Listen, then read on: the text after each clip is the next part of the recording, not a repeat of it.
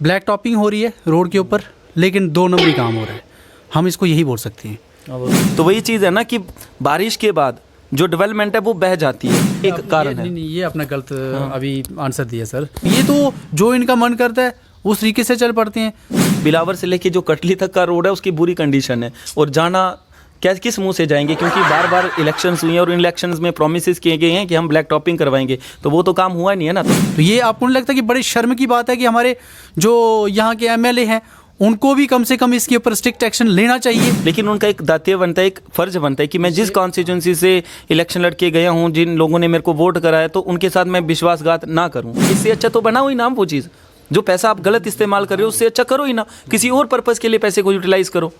तो जो एमएलए हैं डॉक्टर साहब, तो उन्होंने हाथ में जब उस मटेरियल को उठाया तो उनको इतनी ज़्यादा गर्म लगी कि क्या बोलूँ अब उसके बारे में, क्योंकि अगर उनके हाथ में वो सेटिंग नहीं पकड़ रही है तो फिर रोड पे कैसे पकड़ेगी। तो आप इसके लिए किसको दोषी ठहराते हो?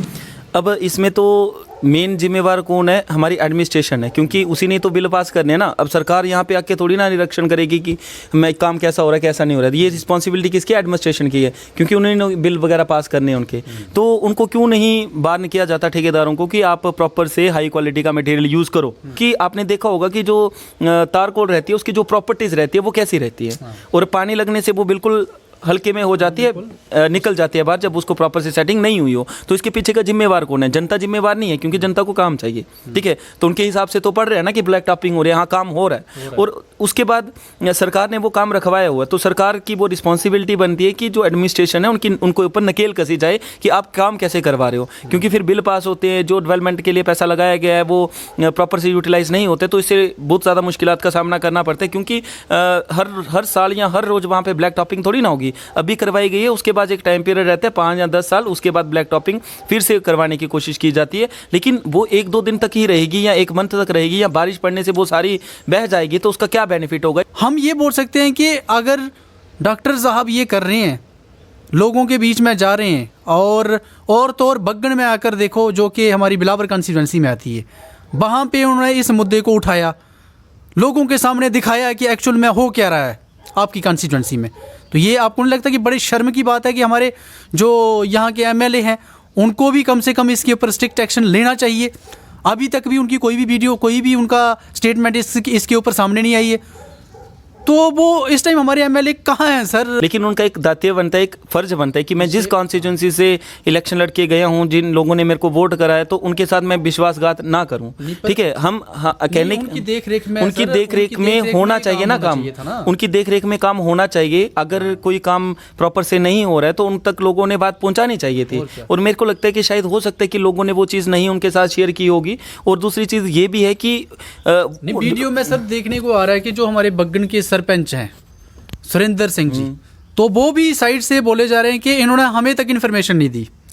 मतलब कि वो तो सरपंच है, चलो एमएलए साहब अगर बिजी हैं कहीं पे, तो आप कम से कम ये इतना बड़ा काम करने आ रहे हो, तो कम से कम जो वहाँ का कोई हेड है उस विलेज का, उस मोहल्ले का, तो उससे आप पहले राय तो ले लो कि कहाँ से डालनी है, कैसे डालनी है, डालनी भी है या नहीं डालनी है। लोगों की रजामंदी होनी चाहिए ना सर।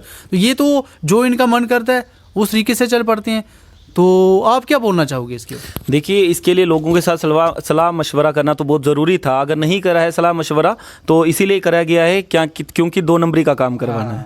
क्योंकि अगर काम 2 नंबरी में हो जाए, हाँ, अगर काम 2 नंबरी में हो जाए, निकल जाए, और उसके बाद प्रॉपर से बिल निकल जाए, पैसा मिल जाए, तो जनता जाए बाहर में। तो इनका तो यही काम है ना कि पैसा कमाना है, कैसे कमाना है, ठीक है। तो अगर वो पंडित जी के ध्यान में नहीं था कि वहाँ पे ब्लैक टॉपिंग हो रही है, तो कम से कम एडमिनिस्ट्रेशन को तो ध्यान में रखना चाहिए था ना, क्योंकि उसी के अंडर है कि वो काम हो रहा है।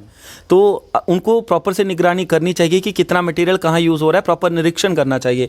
अभी यहाँ पे जो इनकी इंजीनियर रहते हैं उनको प्रॉपर इसके बारे में जानकारी रहती है कि कितनी बजरी डालनी है, उसके नीचे रोड़ी क्या डालनी है, वो सारा उनको कैलकुलेशन उसकी पता होती है। अगर हमारे एमएलए जी वहाँ पे नहीं आए तो उसके पीछे का हो सकता है कोई और रीज़न हो, लेकिन जानकारी तो उनको भी थी ना कि यहाँ पे पे ब्लैक टॉपिंग होनी है, या उनकी जानकारी के बिना थोड़ी ना ब्लैक टॉपिंग हो रही जानकारी तो होगी है, ही क्योंकि होगी। उन्होंने ही वो चीज़ें आगे पहुंचाई हैं या जो भी काम किया है उनके द्वारा ही वो काम हुआ है। DDC भी ठीक हो है, सकते हैं, और DDC डीडीसी भी हो सकते हैं, डीडीसी को भी वहाँ पे जाना चाहिए था। ऐसे तो अगर प्लेन एरियाज की बात करें, देवल में कोई काम चल रहा है, सुकराला में कोई काम चल रहा है, तो जट से वहाँ पे पहुँच जाते हैं। ठीक है, उद्घाटन लेकिन के लिए। वहाँ तो कोई दिखा अगर ही उस हिली एरिया में नहीं पहुँच पाए तो उसके पीछे का रीज़न है क्योंकि बिलावर से लेके जो कटली तक का रोड है उसकी बुरी कंडीशन है, और जाना किस मुंह से जाएंगे, क्योंकि बार बार इलेक्शंस हुए हैं और इन इलेक्शंस में प्रोमिस किए गए हैं कि हम ब्लैक टॉपिंग करवाएंगे, तो वो तो काम हुआ नहीं है ना। तो फिर जाने के लिए कोई काम भी वहाँ पे होना चाहिए तभी जा सकते हैं ना। अब वहाँ पे काम हुआ ही नहीं है तो किस मुंह से लोगों के पास जाएंगे। ठीक है, तो ये एक कारण है। नहीं, ये अपना गलत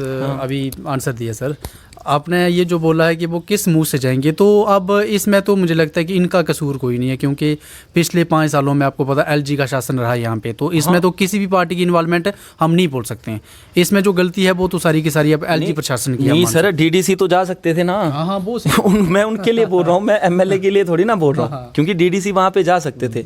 वो इस लोकल एरिया के मेंबर्स हैं, और डीडीसी बनाया किसके लिए गया है? मेहनत डीडीसी बनाया है हमारी डेवलपमेंट के लिए, कि ताकि जो हमें छोटी मोटी मुश्किलात आ रही हैं तो उनका हल कर सके। वो मीन्स कि उनका निवारण तो उनके पास नहीं है कि वो उनका हल कैसे करना है, लेकिन कम से कम वो आवाज़ तो सेंटर तक पहुंचाने उन्हीं का काम रहेगा ना, असेंबली तक पहुंचाना या किसी डिपार्टमेंट तक पहुंचाना। इसीलिए हम लोकल सेल्फ गवर्नमेंट को चुनते हैं। और किसके लिए चुनते हैं? ताकि हमारी लोकल एरियाज की डेवलपमेंट को ध्यान में रखा जाए, क्योंकि एक एमएलए के लिए कॉन्स्टिट्यूंसी बहुत बड़ी होती है। वो किस किस जगह पे जाए, हर दिन हर जगह पे तो नहीं जा सकता वो। ठीक है, तो उसके लिए ही जो पंच सरपंच या ये जो क्या बोलते हैं उसको डीडीसी बनाए गए हैं, उसी के लिए बनाए गए हैं। अब यहाँ पे सरपंच के पास भी अभी पावर नहीं है, लेकिन पावर ना होने के बाद एक नागरिक होने के नाते उसका ये अधिकार बनता है कि वो उन लोगों को पूछ सके। ठीक है, क्योंकि सरपंच के पास तो प्रॉपर पावर ही नहीं है, वो करेगा क्या? ठीक है, क्योंकि अब उसकी चलेगी नहीं। लेकिन एक नागरिक होने के नाते वो वहाँ पे पूछ सकता है, क्योंकि अगर उसको फाइनल इलेक्शन लड़नी है, अगली बार भी इलेक्शन लड़नी है, तो उसके लिए काम तो करवाने पड़ेंगे ना। अब अगर हमने इलेक्शन लड़नी होगी तो हम उसके लिए तो काम करवाएंगे। हमने ना तो इलेक्शन लड़नी है, ना तो हमें आना है पॉलिटिक्स में। हम किसके लिए यहाँ पे आवाज़ उठा रहे हैं? वो चीज़ है जनता के लिए। जनता के लिए क्यों उठा रहे हैं? क्योंकि जो काम इन लोगों ने करने थे वो ये काम नहीं कर पा रहे हैं, और वो चीज़ हम जनता तक पहुँचा रहे हैं कि भाई ये चीज़ हो रही है। और फिर उसके बाद हमें ही गलत ठहराया जाता है, हमें ही क्रिटिसाइज़ किया जाता है कि आप एंटी इंडियन हो,